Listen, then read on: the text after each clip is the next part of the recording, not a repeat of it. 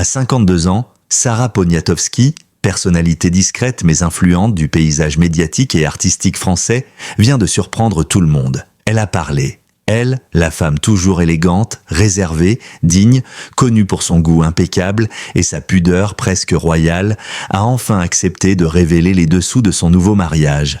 Un événement qu'elle avait soigneusement gardé loin des caméras, loin des micros, loin de l'agitation médiatique. Plonge au cœur du silence qu'elle a entretenu pendant des mois, parfois pendant des années, et explore les raisons profondes qui ont poussé cette femme longtemps restée dans l'ombre à briser enfin le mutisme entourant cette union inattendue. Car derrière l'image d'une femme apaisée et confiante se cache une histoire bien plus complexe, marquée par les doutes, les blessures, les attentes et une reconstruction personnelle que peu imaginer. Pour le grand public, le nom de Sarah Poniatowski évoque d'abord la décoration, l'esthétique, le goût sûr, les créations de sa maison Sarah Lavoine, un univers coloré et précis à son image. Mais pour ceux qui la connaissent vraiment, Sarah est bien plus qu'une créatrice. C'est une femme profondément sensible, presque timide, qui a souvent vécu les tempêtes de la vie sous le regard intrusif de la presse, parfois même malgré elle. Longtemps mariée à Marc Lavoine, elle a vécu dans un environnement où sa vie privée devenait matière à commentaires. Et lorsque leur séparation, très médiatisée, a éclaté, elle a fait un choix radical, se retirer, se préserver, se reconstruire. Elle a décidé qu'elle ne voulait plus que sa vie sentimentale soit affichée, analysée, disséquée. À cette époque, elle confiait à un proche « On ne survit qu'en apprenant à fermer des portes ». C'est dans cette logique de protection qu'elle a construit son silence.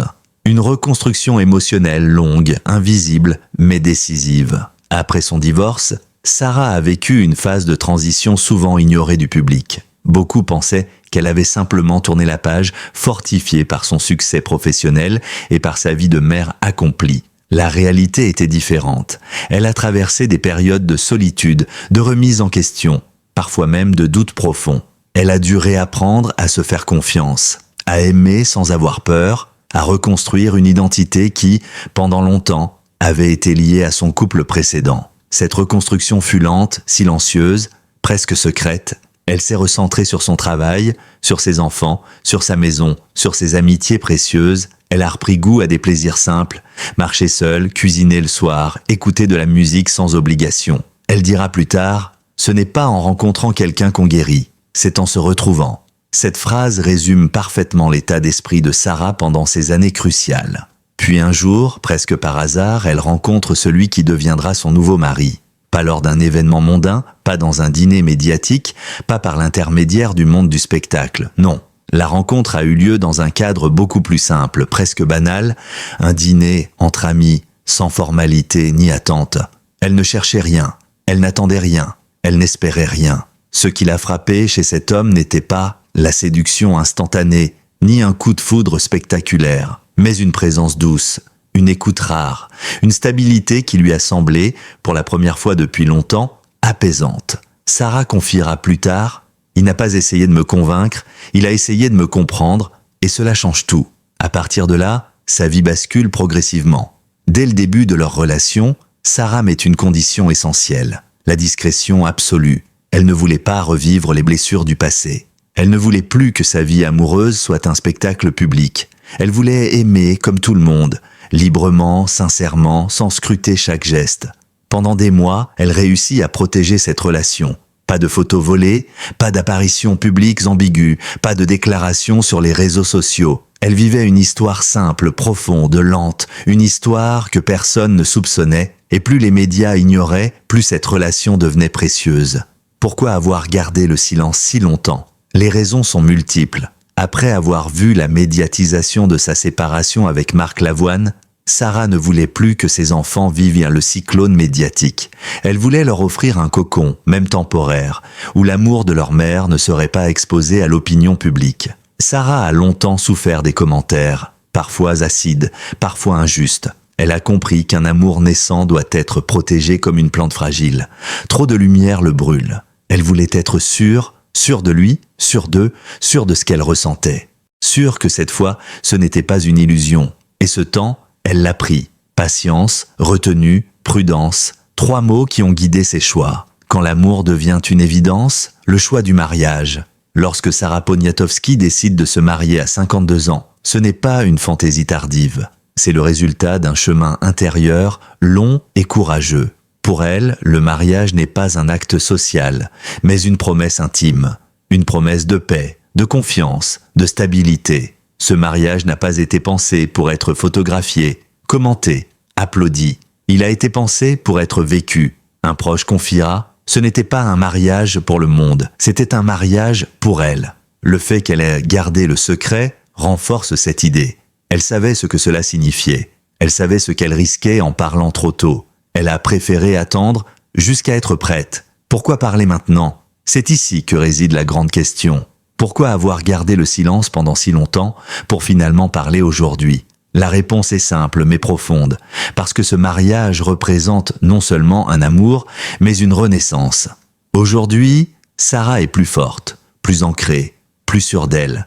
Elle n'a plus peur de l'opinion des autres. Elle n'a plus peur de s'exposer. Elle n'a plus peur de vivre pleinement. Pour la première fois, elle peut dire « Je suis heureuse, vraiment. Je n'ai plus besoin de me cacher ». Cette phrase, prononcée avec douceur mais détermination, est peut-être la révélation la plus importante de toute cette histoire. Une femme qui inspire par son authenticité, Sarah Poniatowski n'est pas seulement une créatrice et une personnalité publique. Elle est devenue, au fil du temps, un symbole discret de résilience féminine. Une femme qui se relève, une femme qui se protège, une femme qui choisit sa paix intérieure avant le regard des autres, une femme qui reconstruit, morceau par morceau, un bonheur qu'elle croyait peut-être perdu. Et aujourd'hui, à 52 ans, elle nous offre une leçon magnifique. Il n'est jamais trop tard pour aimer, jamais trop tard pour se reconstruire, jamais trop tard pour recommencer sa vie. Cette première confession publique n'est que le début d'une histoire que le public pensait terminée, mais que Sarah réécrit à sa manière avec finesse, pudeur et courage. Si Sarah Poniatowski a gardé le silence si longtemps, ce n'est pas par peur de choquer, ni par désir de créer un mystère médiatique. C'est parce qu'au cœur de cette histoire se trouvent des émotions d'une intensité rare. La peur de revivre le passé, la quête d'un nouvel équilibre, la fragilité d'un cœur qu'il a fallu réparer, et surtout, l'arrivée d'un amour qui n'avait rien d'une évidence. Contrairement à ce que l'on pourrait croire, Sarah n'est pas tombée amoureuse facilement. Son passé, marqué par des années de vie de couple sous les flashs médiatiques, l'avait rendue méfiante. La fin de son mariage précédent avait créé chez elle une sorte de réflexe de survie. Ne plus faire confiance trop vite, ne plus croire aux promesses, ne plus se laisser envahir. Elle se décrivait à l'époque comme « solide dehors, brisée dedans ». Elle avançait avec détermination, dirigeait son entreprise avec élégance, souriait dans les interviews, mais au fond, elle avait peur. Peur de refaire les mêmes erreurs, peur d'aimer trop fort, peur de perdre ce qu'elle reconstruisait enfin, sa liberté, sa stabilité, sa paix intérieure. Alors, lorsque cet homme est entré dans sa vie, Sarah n'a pas ouvert son cœur immédiatement. Il a fallu du temps, beaucoup de temps. Et c'est précisément cette lenteur qui a tout changé. L'homme derrière la Renaissance, un pilier silencieux. Beaucoup se demandent qui est l'homme qui a réussi à conquérir le cœur de Sarah Poniatowski. Un homme que l'on ne voit jamais, un homme qui ne cherche pas la caméra, un homme presque invisible médiatiquement. Ce que l'on sait, c'est qu'il appartient à un cercle très éloigné du show business. Un univers plus calme, plus discret, plus réaliste. Il comprend la valeur du silence. Il respecte l'intimité. Il n'a aucun intérêt à se mettre en avant. Quand Sarah en parle, ses mots sont d'une simplicité bouleversante. Il était là, juste là, avec une présence qui rassure, une présence sans bruit. Ce qu'elle cherche depuis des années, une stabilité, une écoute, une forme de protection, elle semble enfin l'avoir trouvé. Cet homme ne l'a pas séduite par des discours flamboyants, mais par sa constance, sa patience, son regard qui ne juge pas. Il a accepté ses peurs, il a respecté ses silences, il a attendu qu'elle soit prête. Et c'est cette manière d'être, presque imperceptible, qui a permis à Sarah de se sentir en sécurité pour la première fois depuis longtemps. Mais l'amour, même lorsqu'il est doux, ne guérit pas tout. Au début de leur relation, il y avait encore des moments où Sarah retombait dans ses peurs. Des moments où elle se demandait si elle pouvait vraiment faire confiance. Des moments où elle comparait malgré elle ce qu'elle vivait au passé qu'elle croyait surmonter. Le moindre détail la faisait hésiter. Un message un peu trop bref, un silence un peu trop long, une absence un peu trop imprévue. Ce n'était pas rationnel, ce n'était pas volontaire. C'était la conséquence d'années où elle avait dû cacher ses blessures pour protéger son image, son couple, ses enfants. Son nouveau compagnon le comprenait, il ne la brusquait pas. Il ne lui demandait pas d'aller plus vite. Il accueillait ses doutes avec douceur sans jamais les minimiser. Peu à peu, Sarah a compris que cet homme n'était pas une répétition du passé. Il était autre chose, un nouveau départ. Un amour qui libère au lieu d'enfermer. Ce qui différencie ce mariage de tout ce qu'elle a vécu auparavant, c'est la liberté qu'elle éprouve en sa présence. Liberté de parler, liberté de douter, liberté de ne pas être parfaite, liberté d'être elle-même avec ses forces et ses failles. Elle dira dans une interview récente « Je n'ai plus besoin de jouer un rôle, je peux enfin respirer. » Avec lui, Sarah n'a pas besoin d'être la femme forte, la mère parfaite, la dirigeante charismatique, l'ex-compagne admirable. Elle peut être simplement Sarah.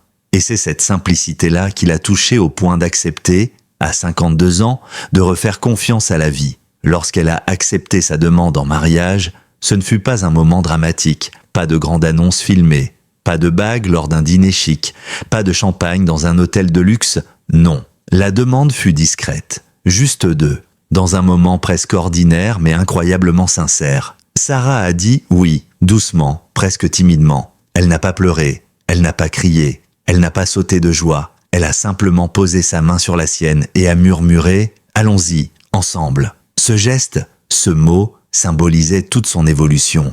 Elle n'a pas choisi un mariage grandiose. Elle a choisi un mariage intime. Un mariage qui n'appartenait qu'à eux. Leur union était tout sauf superficielle. Pas de longue liste d'invités, pas de célébrités, pas de paparazzi, pas de faste, une cérémonie intime, quelques proches, un lieu discret, des sourires sincères. Des larmes retenues, Sarah n'a rien partagé sur les réseaux sociaux, son mari non plus. Leur bonheur n'était pas à exhiber, il était à vivre. Une amie proche a confié, c'était un mariage comme on en voit rarement. Pas un spectacle, un moment d'amour pur. Pourquoi cette décision de parler maintenant ? Un choix du cœur. Nombreux sont ceux qui se demandent pourquoi Sarah a finalement accepté de rendre public ce mariage précieux et secret. La réponse tient en 4 points. Parce qu'elle ne veut plus se cacher. Elle a passé trop de temps à vivre dans un secret forcé. Aujourd'hui, elle veut vivre en paix, sans avoir à se justifier. Parce qu'elle n'a plus rien à prouver. Ni en tant que femme, ni en tant que mère, ni en tant qu'ex-compagne. Parce qu'elle est enfin heureuse, un bonheur qu'elle chérit, accepte et préserve, parce qu'elle veut transmettre un message aux autres femmes, un message de renaissance. Vous pouvez aimer à nouveau, à tout âge, après toutes les souffrances, la pression des projecteurs, le défi médiatique qui l'effrayait le plus. Après avoir accepté de témoigner, Sarah a affronté sa plus grande crainte. La réaction du public. Serait-elle critiquée, comparée aux autres, mésinterprétée ? Les premières réactions furent inattendues. Loin des jugements, des ragots et des gros titres agressifs, le public a accueilli sa confession avec une surprenante douceur. Les commentaires sur les réseaux sociaux étaient empreints de bienveillance. Elle le mérite. Elle a tellement souffert, c'est formidable de la voir heureuse. À 52 ans, c'est incroyable de prendre un nouveau départ. Cet élan de soutien a profondément touché Sarah. Elle ne s'attendait pas à autant. Elle avait même perdu espoir.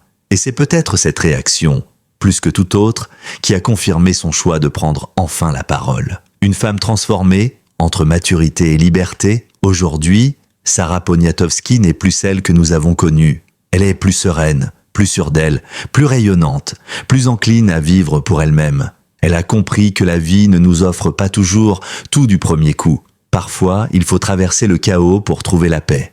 Parfois, il faut tout perdre avant de tout retrouver. Parfois, il faut vieillir pour rajeunir de cœur, et lorsqu'elle parle de son mari, ses yeux brillent d'une nouvelle façon, sans prétention, sans faux semblant. C'est la douce lumière de celle qui a enfin trouvé sa place. Si Sarah Poniatowski a décidé de parler aujourd'hui, à 52 ans, ce n'est pas pour satisfaire la curiosité publique, ni pour attirer l'attention médiatique. C'est parce que, pour la première fois depuis longtemps, elle est en paix avec elle-même.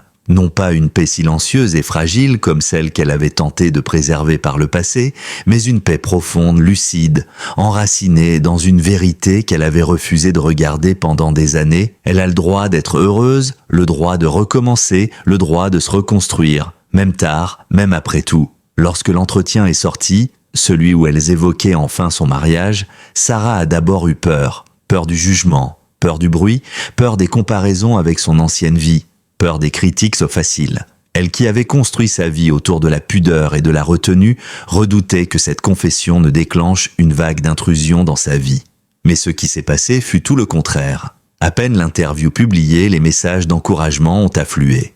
Des femmes, de tous âges, écrivaient « Merci d'avoir montré qu'on peut aimer à nouveau. Vous êtes une source d'inspiration. Vous me redonnez espoir. » Sarah ne s'attendait pas à devenir un symbole. Et pourtant, elle l'est devenue sans le chercher. Elle a compris que sa voix, longtemps étouffée, pouvait aider d'autres femmes à sortir de leur propre silence.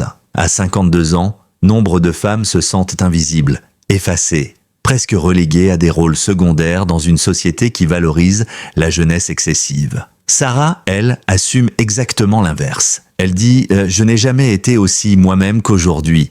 La cinquantaine est un âge magnifique quand on décide de l'habiter pleinement. Ce n'est pas un discours marketing, c'est une réalité vécue. Son visage a changé, ses priorités aussi, ses fragilités sont devenues des forces, ses doutes, des moteurs, sa maturité, un trésor. Elle n'a plus peur de dire qu'elle a souffert, qu'elle s'est trompée, qu'elle a dû se reconstruire. Pour elle, aimer à 52 ans n'est pas une seconde vie, c'est la vie enfin vécue pour de vrai. Depuis qu'elle a parlé publiquement, Sarah n'a plus besoin de cacher ce qu'elle vit. Et c'est peut-être ce changement-là qui est le plus frappant. Son mari reste discret, fidèle à lui-même, il ne commente rien, il ne se montre pas davantage.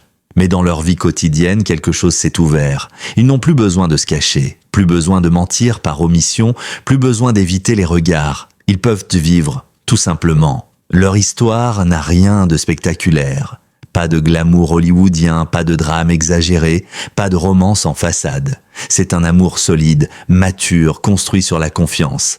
Cette confiance qu'elle avait tant de mal à reconstruire auparavant. Elle dira avec un sourire « Je pense que j'ai épousé un homme qui sait aimer sans étouffer.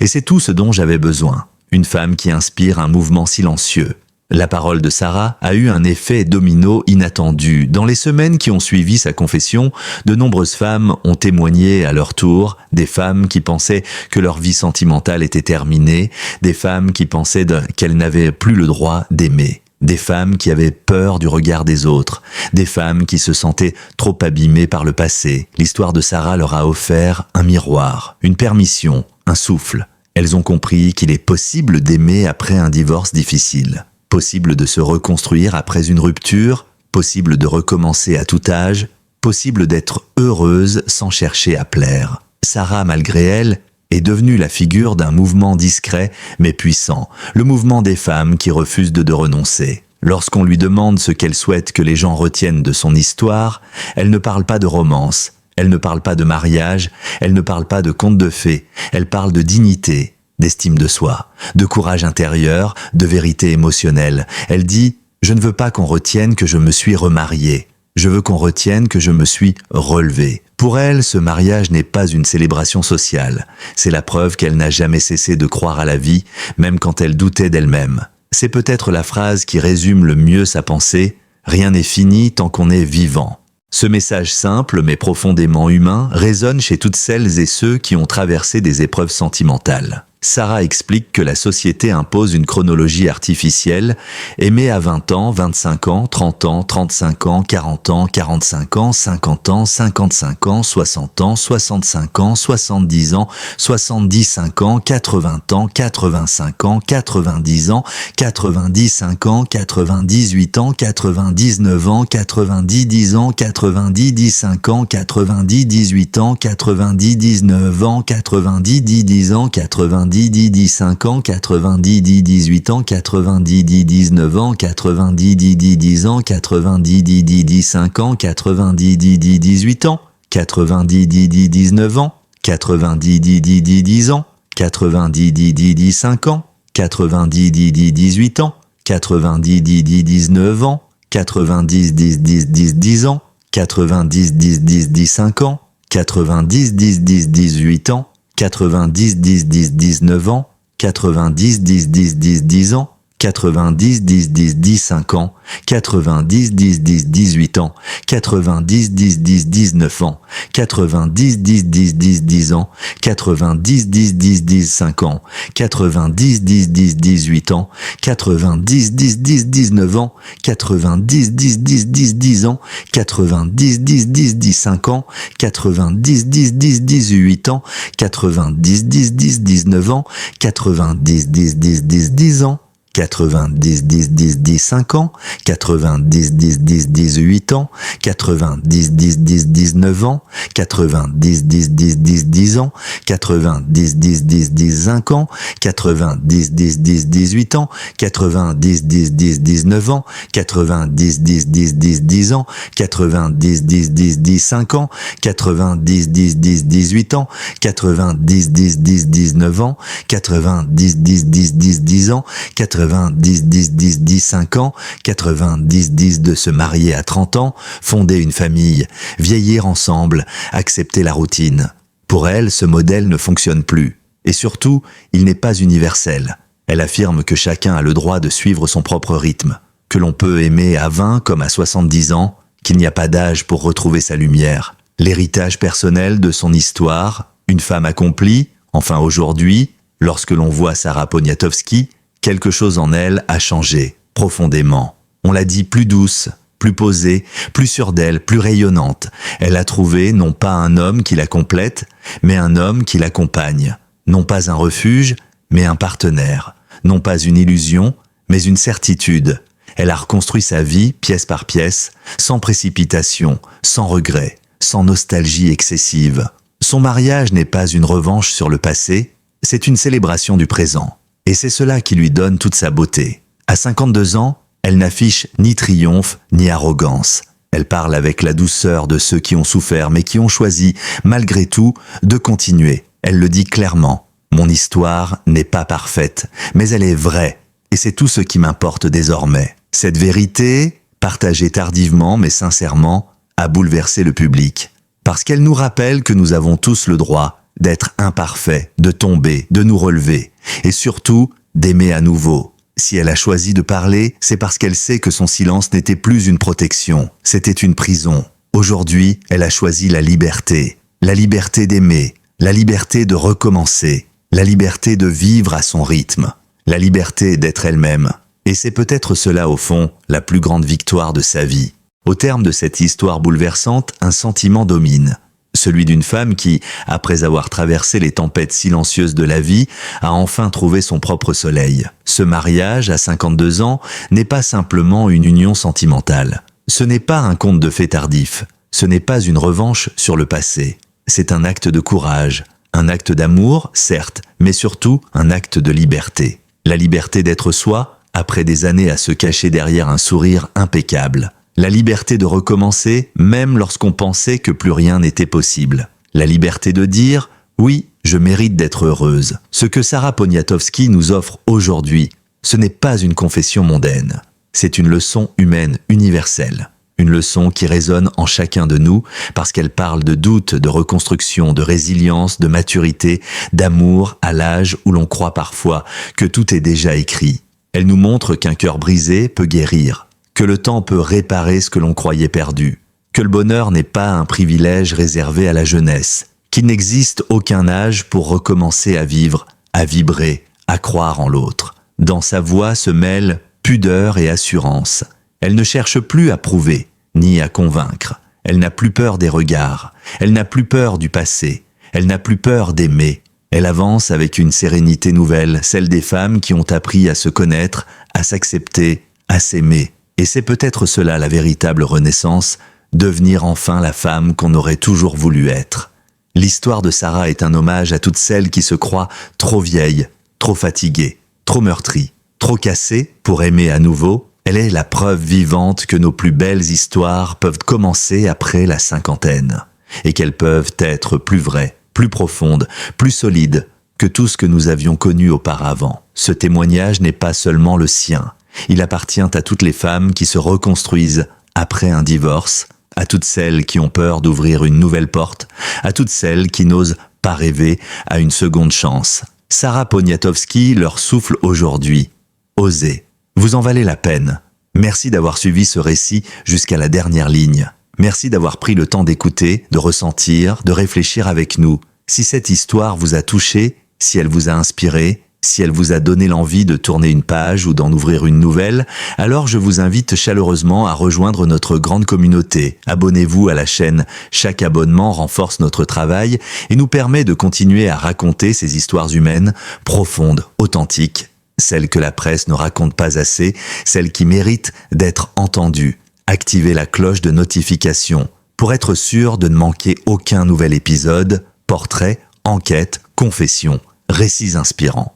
Chaque semaine, nous vous proposons des histoires vraies qui font vibrer, réfléchir, sourire ou pleurer. Laissez un like si cette vidéo vous a ému. Votre geste simple permet à l'algorithme de recommander cette histoire à d'autres personnes qui pourraient en avoir besoin. Partagez cette vidéo autour de vous, un ami, une sœur, un collègue, une femme qui traverse une séparation difficile. Cette histoire peut aider, reconstruire, encourager, libérer. Ne sous-estimez jamais la force du partage. Laissez un commentaire, racontez-nous votre histoire, vos peurs, vos renaissances, vos doutes, votre manière à vous de vous relever. Votre témoignage peut résonner et soutenir quelqu'un d'autre. Ici, chaque voix compte, chaque émotion est accueillie.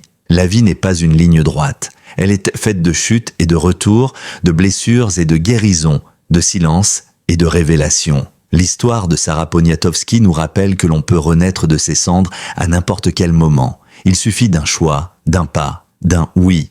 Merci d'être là. Merci de votre fidélité. Merci de faire vivre cette chaîne. Et surtout, n'oubliez pas, abonnez-vous. Le meilleur est à venir.